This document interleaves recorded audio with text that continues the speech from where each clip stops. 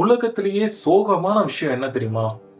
சில பேர் தங்களோட மிகப்பெரிய திறமையே வெளியே கொண்டு வராம அப்படியே அவங்க வாழ்க்கை முடிஞ்சு போயிருக்கும். நிறைய பேரு ஒரு மனுஷனோட முடிவை பார்த்து அவன் கதையவே எழுதி முடிச்சிருவாங்க.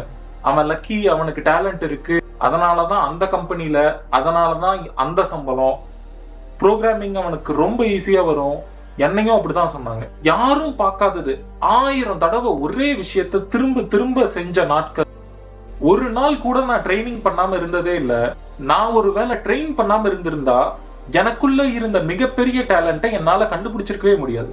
என்னை விட குறைவான டேலண்ட் இருந்த ஒருத்தன் என்னை விட அதிக டிசிப்ளினா இருந்திருந்தா இந்நேரம் அவன் என்னை தாண்டி போயிருப்பான். ஒரு மனிதனோட மிகப்பெரிய தோல்வி இல்லை, தன்னால் என்ன ஆக முடியும் என்பதை ஒருபோதும் கண்டுபிடிக்காமல் வாழ்வது.